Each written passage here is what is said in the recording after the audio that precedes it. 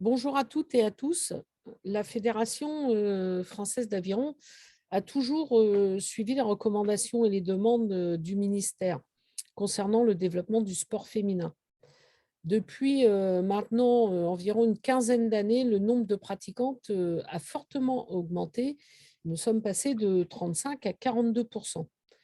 Les actions sont donc orientées dans des secteurs où la place des femmes évolue peu, c'est-à-dire les postes à responsabilité, que ce soit sous la direction des structures ou dans l'encadrement ou dans l'arbitrage. Depuis maintenant 4 années, la fédération souhaite faire émerger des candidatures de femmes dans ces instances. Pour cela, des équipes développement ont mené une campagne de communication via des portraits visant à mettre en place la place des femmes dans les postes à responsabilité, comme l'encadrement, l'arbitrage ou la direction. Ce format n'a malheureusement pas permis de lever les freins à l'engagement des femmes, ni de susciter des vocations. Donc, nous avons fait un changement stratégique. Nous avons donc décidé de nous concentrer sur un public par an, afin de nous donner les moyens de travailler sur un véritable diagnostic, qui permette de proposer des remédiations. Afin de réaliser ce travail de recherche, nous nous sommes appuyés depuis plusieurs années sur le master égal apps de l'Université de Lyon 1. Ce Le projet est donc un plan très ambitieux visant à favoriser l'accès des femmes aux postes à responsabilité. Il repose sur une mécanique simple et efficace. Chaque année, une étude scientifique est menée pour identifier la situation, les freins et les leviers à l'engagement d'un public cible. L'année suivante, la publication de l'étude, les remédiations identifiées et sélectionnées sont mises en place avec la volonté d'impliquer les bénéficiaires, femmes concernées par les actions, bien sûr, et de co-construire les programmes bottom-up. Les années d'après, les actions se poursuivent avec pour objectif, bien sûr, d'impliquer les structures et de les rendre autonomes. Marine, qui était étudiante à l'université et donc en égal ABS et en charge de l'étude, va vous présenter les enjeux pour les structures et les premiers résultats que nous avons obtenus. Marine, je te laisse la parole. Merci beaucoup, Bénédicte. Alors oui, effectivement, cette première année a été l'occasion de vraiment faire l'étude sur les dirigeantes. Et il y a un point qui est important, c'est que moi, je voudrais déjà saluer le courage de la Fédération d'aviron, d'avoir déjà commandité cette étude, mais aussi de la diffuser, parce que ce pas des chiffres qui sont simples non plus. Donc voilà, c'est important de le dire. Alors, de quoi parle-t-on? Déjà, en termes de méthodologie, quel dispositif scientifique j'ai utilisé? Ça s'appuie sur 3 éléments clés. Donc, d'abord, une étude statistique sur les chiffres fournis par la FFA de mars 2021, une enquête menée par questionnaire en ligne anonyme qui a été envoyée aux dirigeantes des instances de la fédération. Elle a été envoyée à 797 personnes et on a eu 29% de réponses.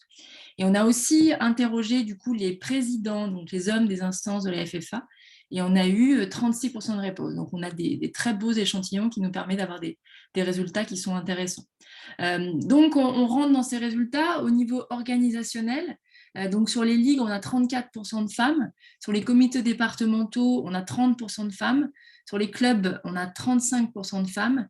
Et sur la fédération, on a du coup 43% de femmes. Et c'est lié du coup à la question des quotas. J'en profite pour changer les slides. Voilà, comme ça, vous les avez en même temps. Donc, on retrouve en fait un phénomène de plafond de verre qui voit les femmes se raréfier à mesure que les postes montent dans la hiérarchie. Au niveau du profil de dirigeante, en fait, on retrouve majoritairement une dirigeante âgée de 50 à 59 ans, mariée, sans enfants mineurs à charge, CSP+. Donc, au regard de ces chiffres, il apparaît que la fonction de dirigeante est fortement corrélée avec le fait de ne pas avoir d'enfants mineurs à charge.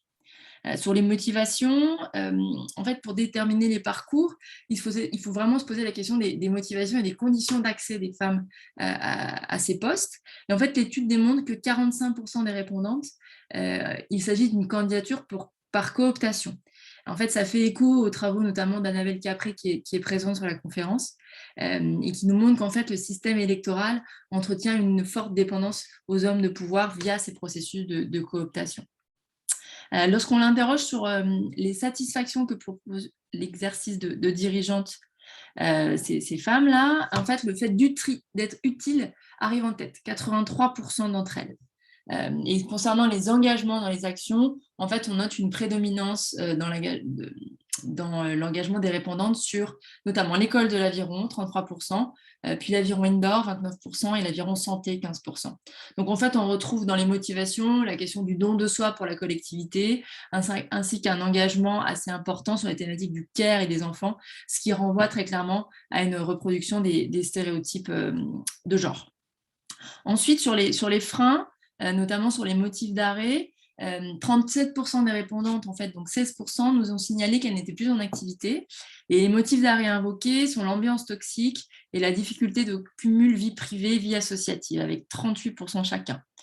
Donc, au-delà des motivations et des enjeux personnels, il fallait aussi mesurer l'impact de l'écosystème de l'aviron sur ces femmes et leur vécu de dirigeante dans l'exercice de leur fonction de direction.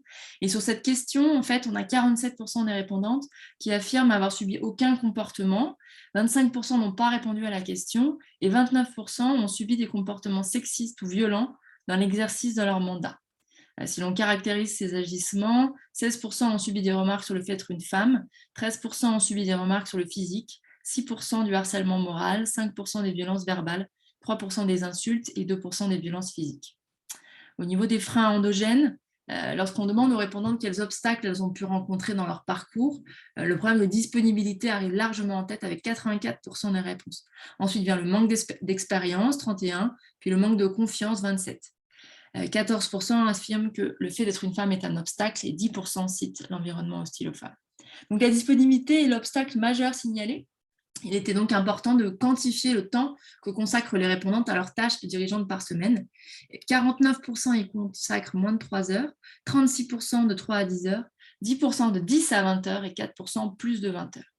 Donc au final, 60% des répondantes affirment avoir fait face à un ou plusieurs des freins évoqués dans le questionnaire. On s'est aussi intéressé du coup aux leviers. Et parmi les éléments que les répondantes identifient comme ayant été aidants durant leur carrière, 75% évoquent leur caractère, 66% leurs compétences et 28% leur réseau. Et concernant du coup les éléments susceptibles de faire fonction de levier, elle nous cite les formations, les partages d'expériences, le mentorat, les quotas ou encore la répartition du travail. On s'est aussi intéressé à l'avis des dirigeants. Et sur leur réponse, en fait, lorsqu'on leur demande les raisons du faible engagement des femmes, les répondants identifient les difficultés vie privée, vie professionnelle, 42%, puis le manque d'envie, 31%, le manque de confiance, 14%, la trop grande charge de travail, 10%. Seul 1% cite l'environnement toxique pour les femmes et 1% le manque de compétences. Donc, en fait, c'est à mettre au regard des chiffres sur les agissements sexistes, puisque 38% signalent l'ambiance toxique comme motif d'arrêt et 29% des dirigeantes ont subi des comportements sexistes ou violents. Et on retrouve très clairement une différence de cette perception entre ce que vivent les femmes et ce que perçoivent les hommes. Sinon, les répondants sont très favorables à l'idée de favoriser la présence des femmes dans les instances, puisque 89% répondent positivement à cette question. D'ailleurs, 32% ont déjà mis en place des actions en ce sens dans leur structure, et 65% ne l'ont pas encore fait. Selon eux, les actions à mettre en place sont de l'ordre de campagnes de communication, puis les places réservées via les quotas, des formations, des sensibilisations pour lutter contre les violences sexistes.